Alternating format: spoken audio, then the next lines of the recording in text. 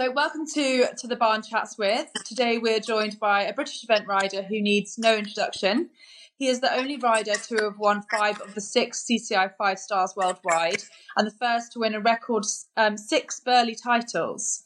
Having represented Britain throughout his teens at junior and young rider levels, he went on to compete at Olympic level at the Atlanta Olympics in 1996, aged just 27, and then every Games since Athens in 2004, picking up numerous medals. The first British rider to become eventing's world number 1, it is, of course, William Fox-Pitt, who's with us today. Hi, William. How are you doing? Hi, Gabby. I'm hoping all right. Thank you very much. How are you doing? Good. Really well, thank you. Really well. Thank you so much for joining us. No worries. Let's start by you introducing us to your team. Can you tell us about your horses, your support team and your pets? Well, I've got, very luckily, my yard is still quite full. So all the horses are here. I've also got Tomatillo from Japan based here, and he's very much staying here at the moment, and riding his horses. And I got Bella in his car here, who's got her team of horses. So we're still very lucky to still be busy, I guess. And our plan is to give horses kind of gradually little breaks in their work program. And I'm very lucky to have my team still in place. So we're all behaving as a family, but everyone is here and life is very much carrying on. Just with, we're all dressed up, but obviously there's no party to go to and there won't be for a while. So we're just thinking of things and doing things to keep ourselves busy. Yeah. Boring jobs. And as I say, we're just very lucky to be able to keep the team in place. No one's been laid off. No horses have gone home yet. And, we're able, therefore, to very much carry on as business as usual. Fantastic. That's great. And we saw you guys had a dressage competition the other day. Looked quite intense. Oh, yes. As intense as possible. Now, we've got to do a few things to keep everyone, keep the little panic attacks coming. But we might do another one. And obviously now the ground here is drying up a lot. When the ground's good, we might jump a few jumps in the field, but obviously we've got to be careful with that. So we just want to keep everyone thinking and working and doing a few things. It's not just training. It's quite good to kind of think this is for real. We all need to do that sometimes. And we might do it again in a week or two. Absolutely. That's a great mentality to have. So a couple of questions regarding competing. What tips do you have to ensure that you and your horse perform to your best on the day? Well, I think it's all about preparation. I think, obviously, the homework is done, gives you every chance to perform well on the day. And that is something that I would really advocate, is getting all your ducks in a row. So when you get to a competition, you have not left anything to chance. So, of course, things can go wrong anyway, but just make sure your horse is fit, you're fit, you've had a good jump training session, you've done a dressage training session, and you're going to the event with everything in a line. I think very often we go to an event and we're not quite ready, or we've missed a gallop, or haven't jumped for a while because the ground's been too hard. So if you can, just make sure you've ticked all those boxes, so when you get to the event, you know you're ready. And then that's great for confidence. And if you believe it's going to be good, quite often it is. Absolutely, absolutely. What is your favourite event and why? There's lots of events I enjoy. We're very lucky in this country to have so many events that are so fantastic. I very much enjoy, personally, Bramham Horse Trials is a very special event for me. I've been going there for years and years now, and it's been a very happy hunting ground for me over those years. And I naturally enjoy Burghley. It's been a very lucky event for me as well, and has lots of happy memories. Plenty of sad ones too, but lots of happy memories, and an event I really love. Oh, fantastic. Just quickly, where do you see the sport going in the future? Yeah, that's a question that we could talk about that for hours. I mean, I worry that the sport is changing maybe too much. We're all going shorter and shorter and more intense. I really want to keep the sport as much as we can as the sport was designed. It's a sport, of developing a equine triathlete. I want him to be able to jump and do dressage, but I really think the athlete needs to be able to gallop, have stamina, have class, and not just whiz around a 6-minute cross-country course. I joke that I hope in my lifetime the generations won't be doing cross-country in an arena, and I think that's certainly the way. If you're being cynical, you can imagine that, because an arena is anywhere in the world. You're not limited to where. Anyone can watch it. It's all in front of you, and all the kind of eventing stuff will happen safely over knock-downable jump for joy jumps in an arena. So I really hope that won't happen. I really hope the cross-country at top level, at 5-star level, stays at 10 minutes minimum. I know I'm not the only one hoping that, but there are quite a few advocates out there who want short and quick and fast cross country to suit the quicker rider, but also to put the emphasis on the dressage and jumping. So I think it's really important to keep it as a horse triathlon, and really remember, we used to do 5 minutes for steeplechase. Yeah. Countries were all 13 minutes, and we don't want to lose the likes of Burley. Absolutely not. They are the absolute pinnacle of the sport. So it's what everyone still looks forward to going and spectating, if not competing. So I totally agree with you. But Burley is far removed from the Olympics. Got to remember that. I think we've got to try to keep it as multi-dimensional. We don't just need Olympics or just need Burley, but we need the variety. But very much keeping Burley alongside. Fantastic. I totally agree with you there. Just looking at starting out, what challenges did you overcome in getting to where you are today, and who helped you?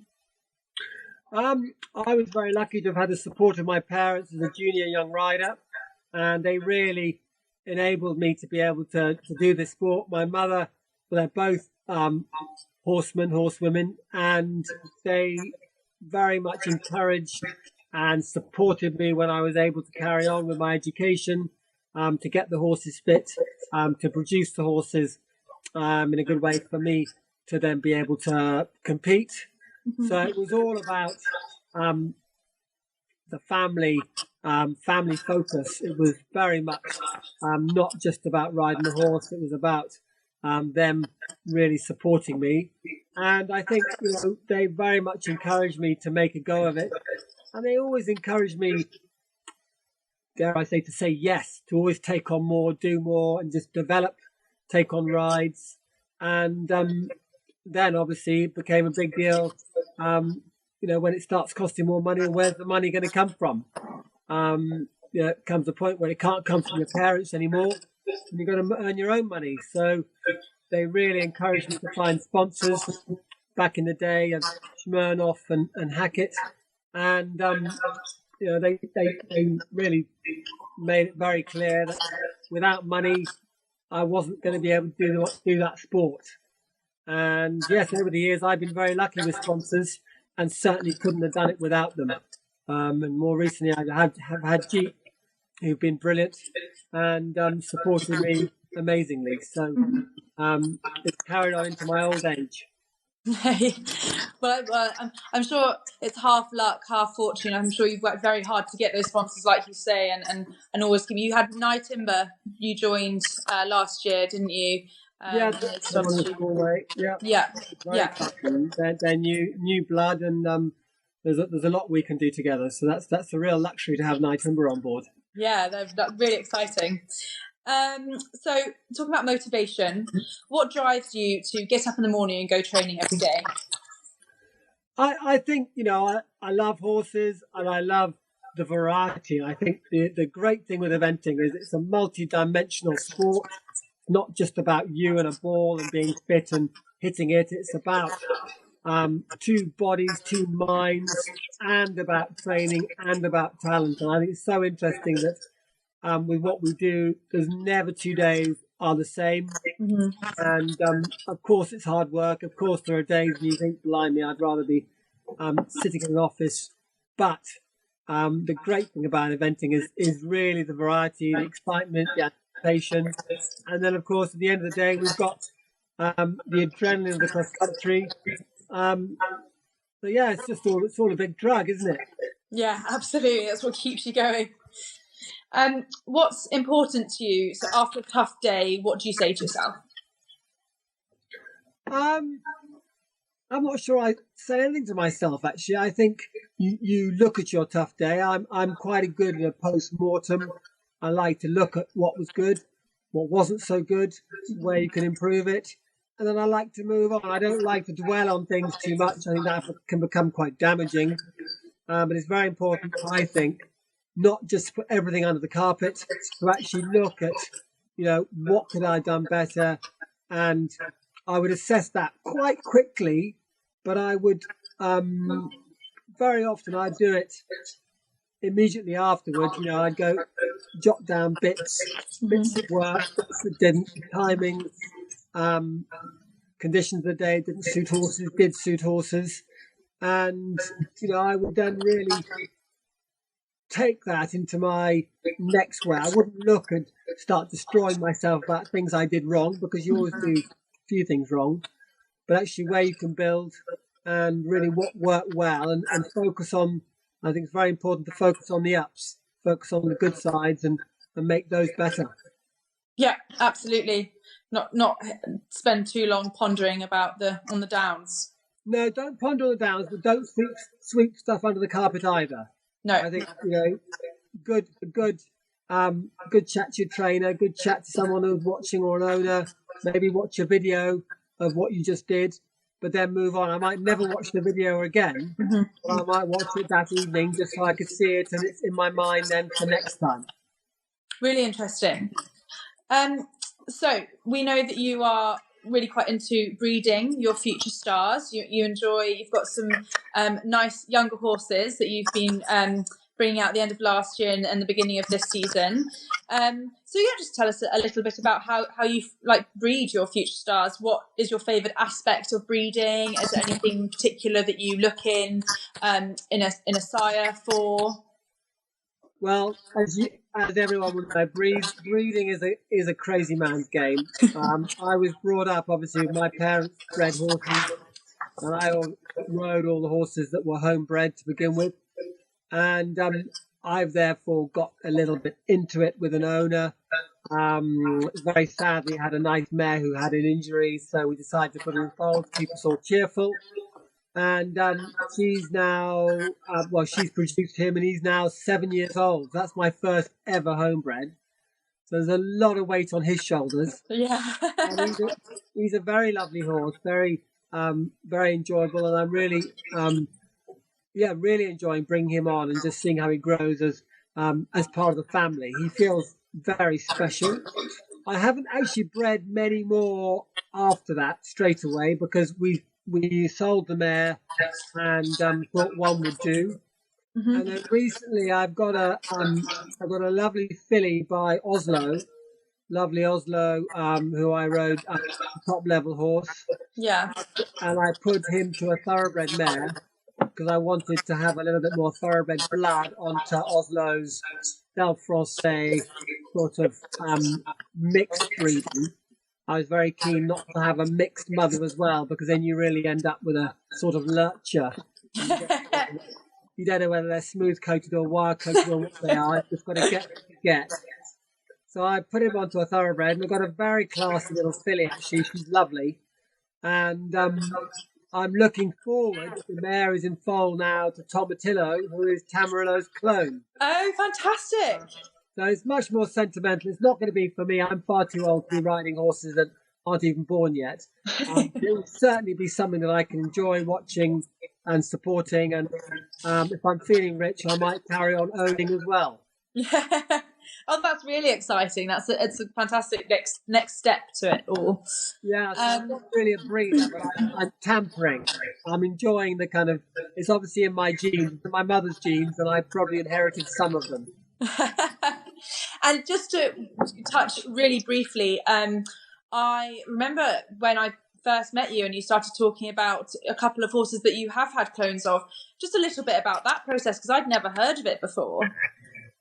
Well, yes, we've got well, I haven't got him now, but he's still in my yard. Tamarillo's clone, who's Tomatillo, and I had his little twin brother to break in as well. They haven't worked out as big and as horses that would carry me. They've come out a little bit small, but they're amazingly uncanny how similar they are. They're not identical. There are things that are different. Obviously, they've had a different mother, so they learnt in their upbringing. Tamarillo had a feisty little Anglo-Arab mother who was terrified of the whole world. Tomatillo had a great big, chunky kind of Percheron mother in America that couldn't care about anything. So he learnt that life was more relaxing than Tamarillo. So that obviously is a big deal. And the mother, as we know, in breeding horses, they say that the mother is 80% the influence of an equine. It's not that the father is just adding 20%. Oh, right. The mother apparently is 80%. So it's a big deal. I'm sorry, my phone moved then. So I think, I'm learning. It's uncanny having Tomatillo around because he looks so identical. But he's he's smaller. He's a little bit better made. Tamarillo was always a bit bum high and a bit short in the neck. The stallion is actually he's not bum high and he's not short in his neck. He's rather smart, actually. He's rather smarter in his own way than Tamarillo was. Tamarillo had a very pony Araby little head. This one's got more of a thoroughbred head, but he's absolutely Tamarillo. You can see it's totally him. And obviously, he's a colt. Tamarillo was a gelding. Yeah. So you're producing immediately something that isn't the same because he's got testosterone. And as we all know, not all event horses with testosterone go very well. No. So, yes, there's so much about having had Tamarillo that helps me with Tomatillo. That's why the Guinnesses are very keen to leave Tomatillo in the same yard. So even if Bella's riding him, she can always ask advice. There's always an eye on him as to, oh yeah, that's what Tam used to do. Get used to it. He's tricky in the mouth, yes. He's a bit spooky, yes. So nothing is, it's a crime. It's just in the genes, and it's great fun. I've not had anything to do, as you know. Chilly Morning was also cloned. Yeah. I've had nothing to do with those. Those I think are with Gemma Tattersalls. Okay. But they're very lovely and they're looking very promising. They're not very old. I think they're now 3. Mm-hmm. They're very chestnut with big white faces. And watch this space. But the stones will be looking forward to doing that. But yeah. Not many event horses have been cloned. It is an expensive thing. It's a bit of a luxury, and many people, well, most people can't afford to do it. Mm-hmm. So I'm very lucky to have had 2 of the horses I've ridden have been cloned. So I'm looking and learning, and it's great fun watching. Very sentimental. Yeah. Yes. Exactly. That's crazy. How you'll go out and so many aspects of Tamarillo will be in Tomatillo. That must be mad. That must be really quite interesting. Yeah, I can see Tomatillo, and I would say he's going to be a good horse because he's got all those qualities that Tamarillo had. It's just whether or not you can kind of manage the kind of the stallion thing along with the kind of desire of the whole game. Yeah. Way, but the ability, he's got all the ability that Tamarillo had, without doubt. Amazing. So just really quickly, we've paused. Sorry. That's okay. Back. That's my wife trying to ring me. That's fine. So we'll just really quickly touch on the current climate that we're in. I know we've briefly talked about it.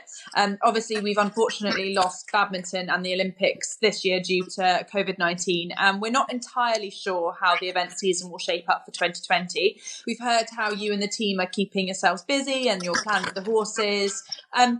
we really excitingly, we've heard, they have postponed the Olympics, so we have got them next year. In regards to team selection, what's your plan for aiming for Tokyo 2020 in 2021? Well, I think nothing's really changed. Team GB had a very good bunch of riders in line for the Olympics this year, and it will very much depend on how they come around next year. We don't know whether this event season is going to happen at all. And obviously giving a few more people a chance to show themselves maybe next year on a horse that maybe this year's too young, but next year might not be too young. There might be some horses that this year weren't too old. Next year they're too old. So things will change. Certainly as far as I'm concerned, I think it's changed nothing. I've got two lovely horses that will both hopefully next year go to Babbsville, Kentucky anyway. So they've got to do that anyway. So nothing has changed from that point of view. It doesn't give me any more security or any less. I think if this autumn does happen, if Burley does happen, if Poe does happen, then there does open the door for more people to kind of get in the mix. But I think our good ones are sitting very pretty and probably don't want to do much. Yeah, they probably want to enter 2021 in the same way as they've entered this year.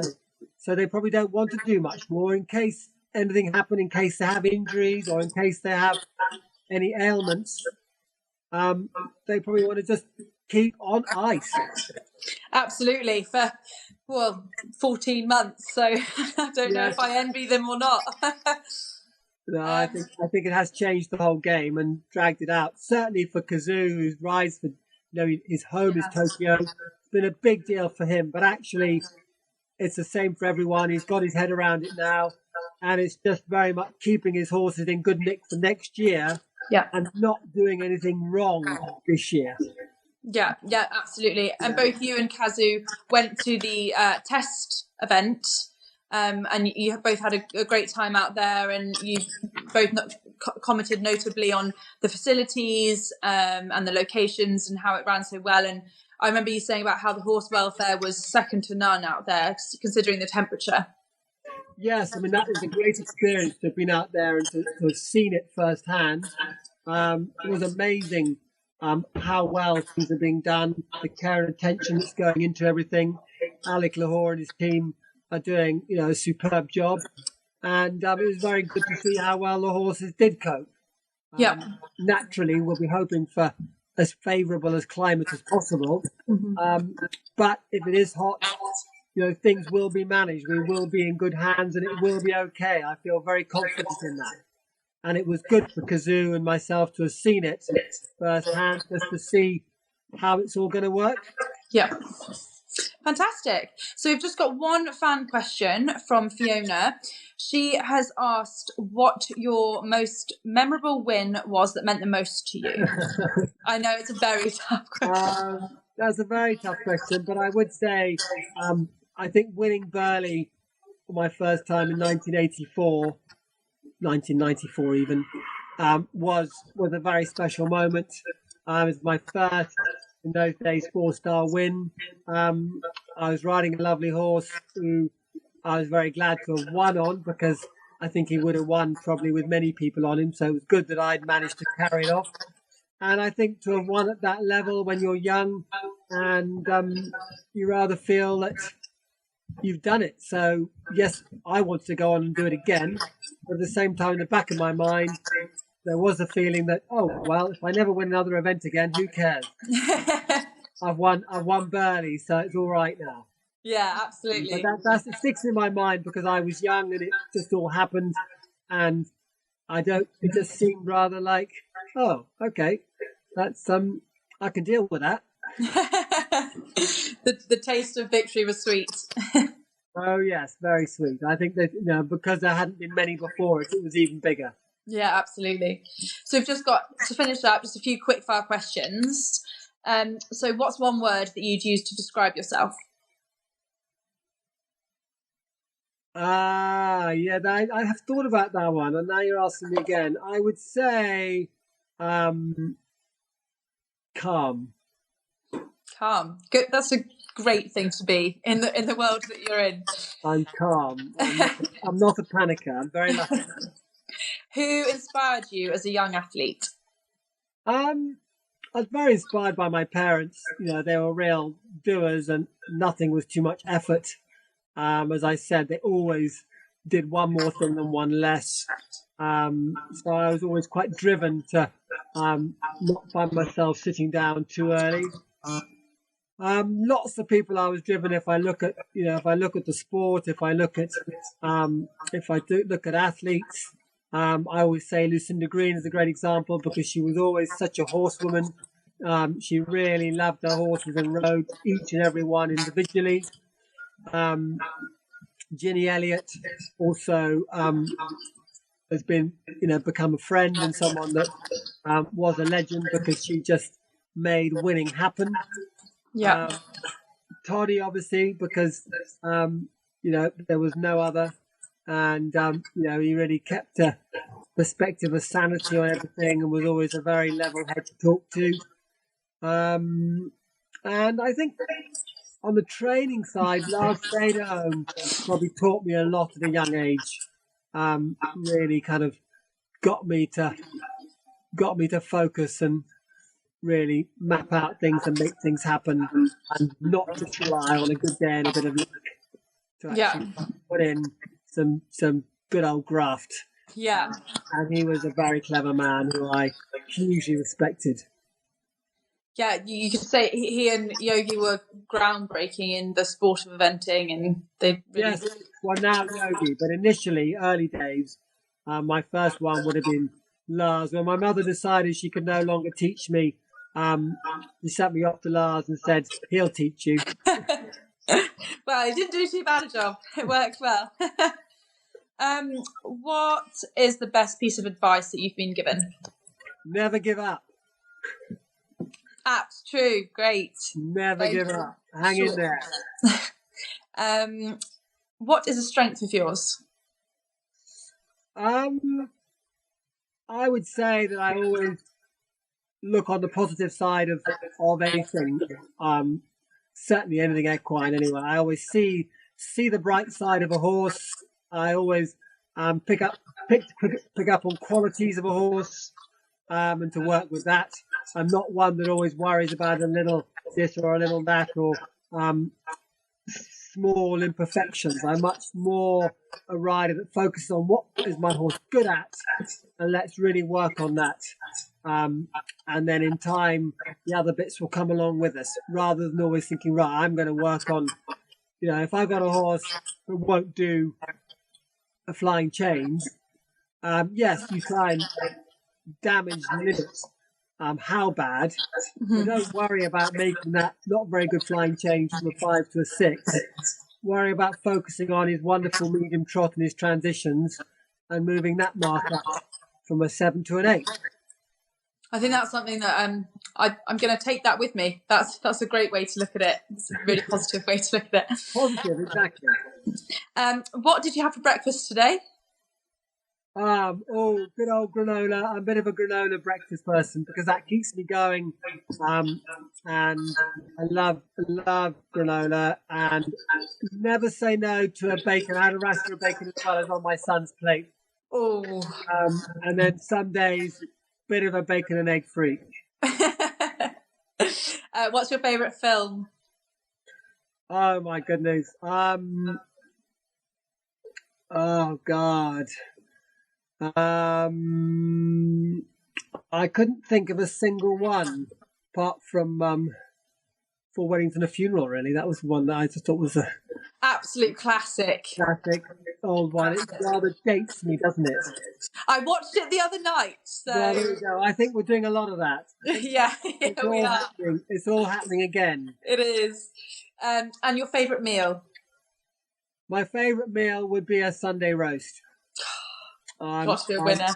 I'm a Sunday roast person, and the luxury, I think, of actually a Sunday roast happening in a horsey world where you're always away on a Sunday, it makes it quite special. Absolutely. A Sunday is normally when you're heading back home, isn't it? To turn around for Monday the next day. So yeah, Yeah. absolutely. And just quickly, I know you're very much into your chickens. How are your chickens? Oh, they're still alive. Yeah. Good. We've actually very excitedly, because Emily, my youngest, is very into the chickens as well. And we've got our first chicks hatching in the incubator as we speak. Oh wow! Oh, that's really exciting. And the incubator's right behind me. And she's been rushing in and out checking them. They're not meant to come out till tomorrow, but apparently one's coming out today. Oh wow, that is really exciting. There you go. That's some lockdown entertainment for you there. Exactly. So now I've got to find them a mother. Well, good luck with that. I'll leave you with that. Thank you so much for joining us, William. It's been really, really interesting. It's been great to catch up. Everyone to the barn wishes you all really well and keep safe, and we look forward to seeing you out eventing soon. Hopefully this season we'll get some action, and yeah, we'll catch up soon. Well, thanks, Gabby, and thank you all to the barn. Keep up your good work. Keep us interested. Give us lots of things to focus on, and We will. see you before long, okay? Yes. Thank you so much, William. Cheers. All the best. Bye. Bye.